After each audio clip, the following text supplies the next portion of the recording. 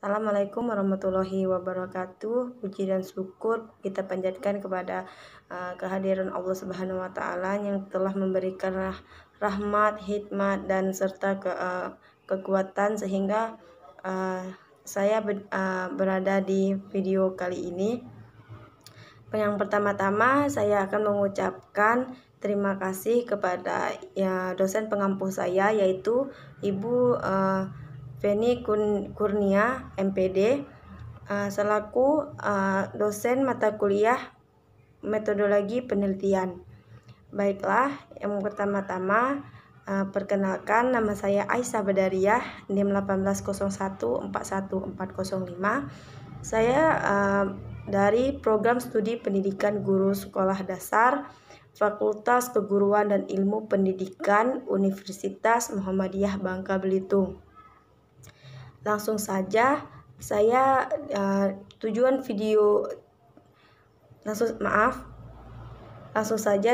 membuat video ini yaitu untuk membuat tugas ujian akhir semester saya, yang dimana mata kuliah metodologi penelitian yang diampu oleh Ibu Feni Kurnia MPD, di mana tugasnya yaitu membuat proposal. Saya di sini mengajukan satu judul yang sudah di ACC Ibu, yaitu pengaruh pembelajaran kontekstual dalam meningkatkan kemampuan membaca pembaca pemula pada anak berkesulitan belajar. Pembahasan saya kali ini yaitu anak berkebutuhan khusus, yaitu pengertian, karakteristik, strategi. Yang kedua, membaca pemula, yang saya akan bacakan yaitu pengertian, tujuan, faktor. Dan yang ketiga, pembelajaran kontekstual, yaitu saya akan membahas tentang pengertian, prinsip, karakteristik, dan komponen, dan yang lainnya juga. Baiklah, langsung saja ke materi. Berkesulitan belajar merupakan salah satu kategori dari berbagai jenis anak berkebutuhan khusus. Dalam bukunya Munawi 2003, yaitu halaman 59, menyebutkan bahwa anak berkesulitan belajar adalah anak yang secara nyata mengalami kesulitan baik dalam tugas-tugas akademik khusus untuk umum maupun khusus maupun umum yang disebabkan oleh adanya disfungsi neurologis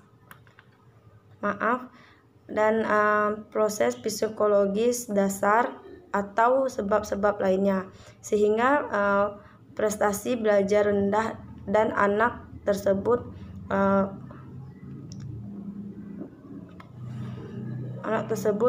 berprestasi tinggi hingga tinggal kelas.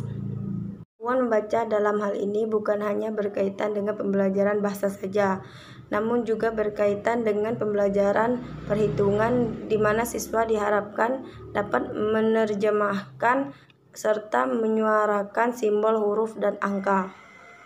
Selanjutnya yaitu kajian teori. Yang pertama, anak berkesulitan belajar. Pengertian anak berkesulitan belajar yaitu penjelasan dari Fulan 2009, yaitu halaman 15, yaitu menjelaskan bahwa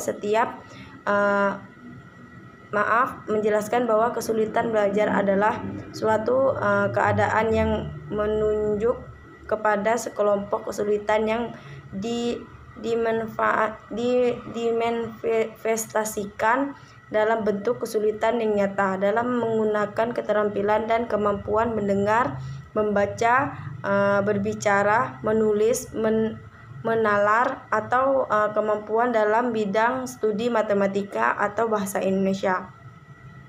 Gangguan tersebut timbul dari dalam anak dan diduga disebabkan oleh adanya difungsikan sistem syaraf pusat.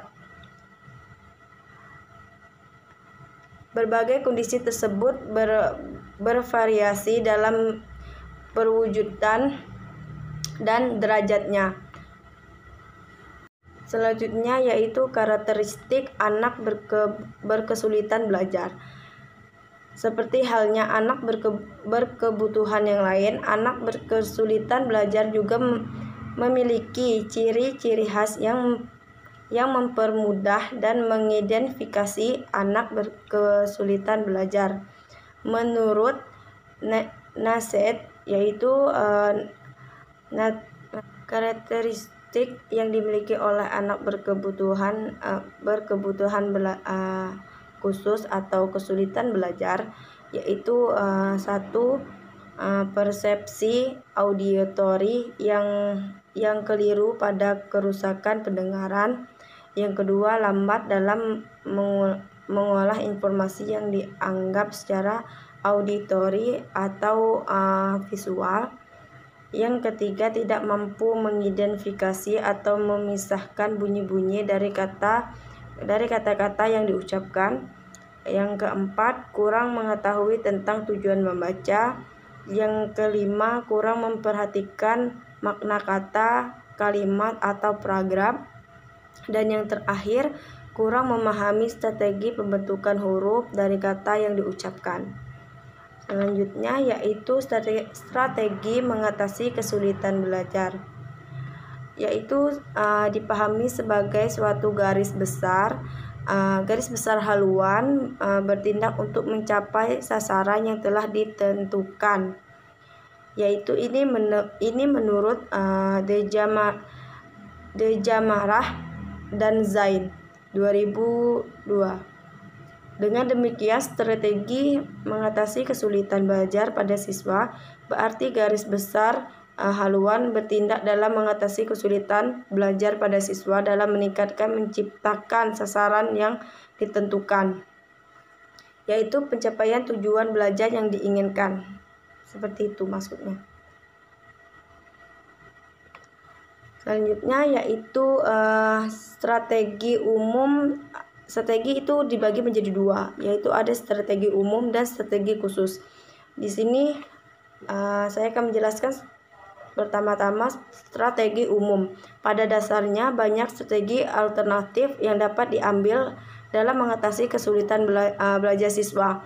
Akan tetapi seperti dijelaskan Mubib Sheikh yaitu 2004, sebelum pilihan tertentu diambil, guru sangat diharapkan untuk terlebih dahulu melakukan beberapa tanggapan penting sebagai berikut. Yaitu yang pertama, menganalisis hasil diagnosis. Yang kedua, mengidentifikasi atau menentukan. Yang ketiga, menyusun program perbaikan. Dan juga setelah langkah-langkah seperti tersebut, maka sebagai langkah keempat adalah melakukan program melakukan program perbaikan. Selanjutnya strategi khusus, yang dimana kesulitan belajar kognitif adalah salah satu bentuk kesulitan belajar yang bersifat perkembangan atau kesulitan belajar perakademik. Kesulitan belajar jenis ini perlu mendapat perhatian karena sebagai besar dari pembelajaran akademik terkait dengan ranah kognitif. Strategi mengatasi kesulitan belajar bahasa dapat dilakukan ada 5 macam pendekatan remediasi, yaitu yang pertama, pendekatan proses yang bertujuan untuk memperkuat dan mempernormalkan proses yang dipandang sebagai dasar dalam memperoleh kemahiran berbahasa dan komunikasi verbal. Yang kedua yaitu pendekatan analisis, tugas yang bertujuan untuk meningkatkan kompetensi pengertian, struktur atau fungsi Yang ketiga, pendekatan behavioral atau perilaku yang bertujuan untuk memodifikasi atau mengubah bahasa lahir dan perilaku komunikasi. Yang keempat, pendekatan interaktif atau interpersonal yang secara umum bertujuan untuk memperkuat kemampuan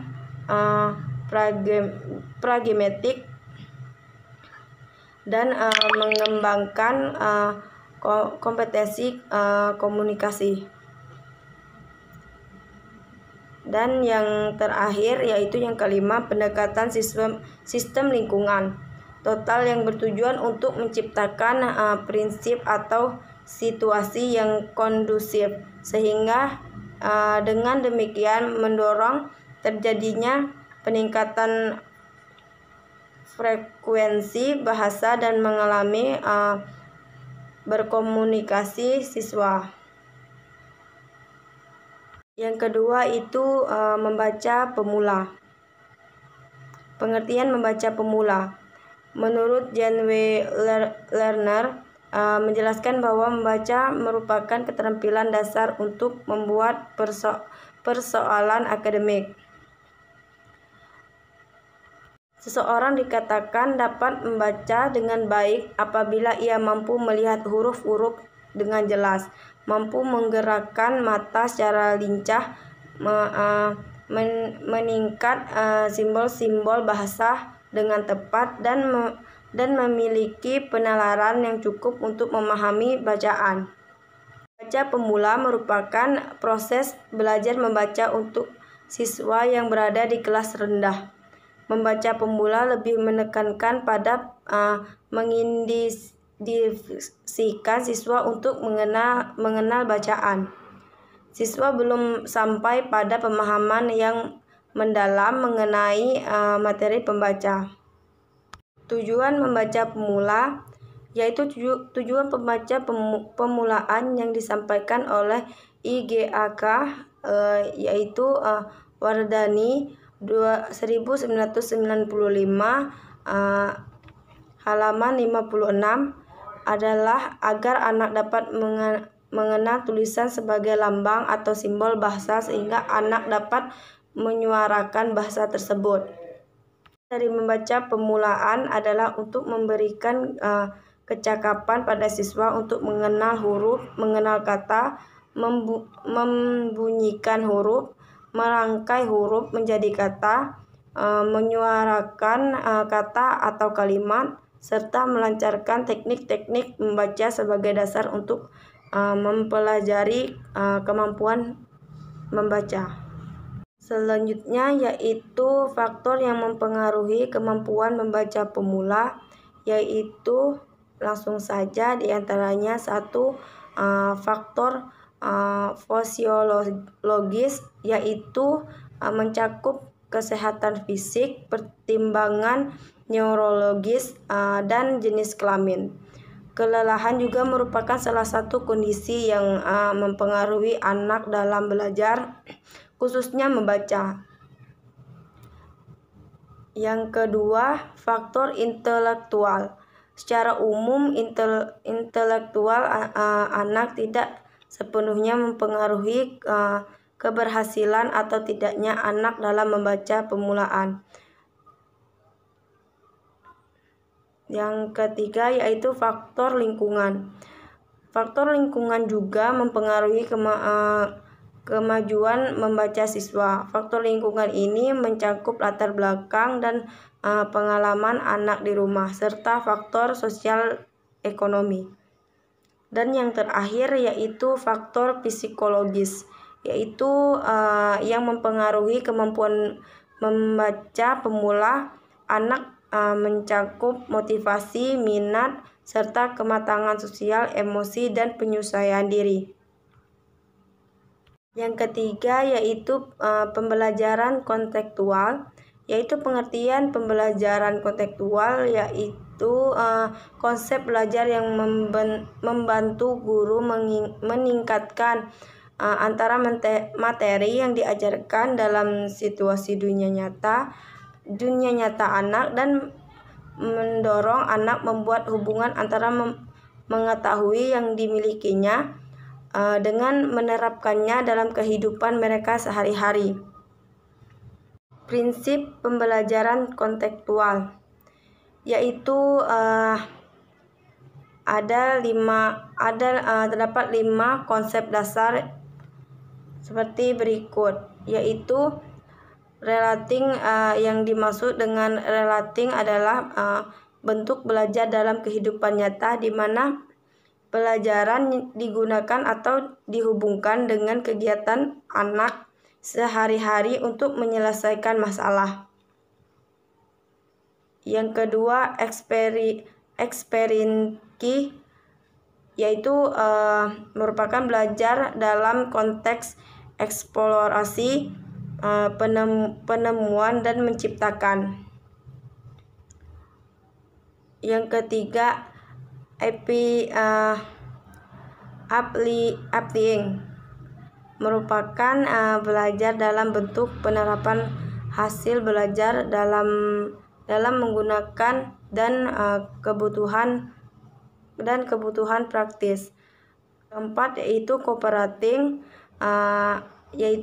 cooperating adalah belajar dalam bentuk berbagai informasi dan pengalaman sehingga saling merespon dan saling berkomunikasi. Yang terakhir yaitu transferring, yaitu kegiatan belajar dalam bentuk pemanfaatan pengetahuan dan memahami berdasarkan konteks baru untuk mendapatkan pengetahuan dan pengalaman belajar yang baru. Selanjutnya, karakteristik pembelajaran kontekstual, yaitu tentunya berbeda dengan model-model pembelajaran yang lainnya. Untuk membedakan model pembelajaran kontekstual, tentunya kita harus mengenali karakteristik dan karakteristik atau ciri khusus dari pembelajaran kontekstual itu sendiri.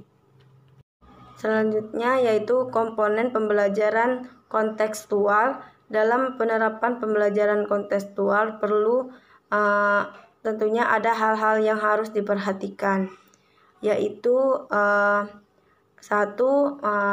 Pengajaran berbasis masalah. Yang kedua, menggunakan konteks yang beragam. Yang ketiga, mempertimbangkan beragam atau kebenekaan siswa. Yang keempat, memberdayakan siswa untuk belajar sendiri. Yang kelima, belajar melalui kolaborasi. Dan yang keenam, menggunakan penilaian autentik. Dan yang terakhir juga mengajar strategi tinggi. Baiklah, hanya itu yang dapat saya sampaikan. Bila ada kata salah saya mohon maaf. Untuk proposal saya ini masih banyak kekurangan, mohon diperbaiki lagi, dan mohon untuk Ibu Feni Kurnia untuk mengkritik dari proposal yang saya buat ini. Saya undur diri dulu. Bila ada kata saya mohon maaf, pada Allah saya mohon ampun. Bila taufiq wal hidayah. Wassalamualaikum warahmatullahi wabarakatuh.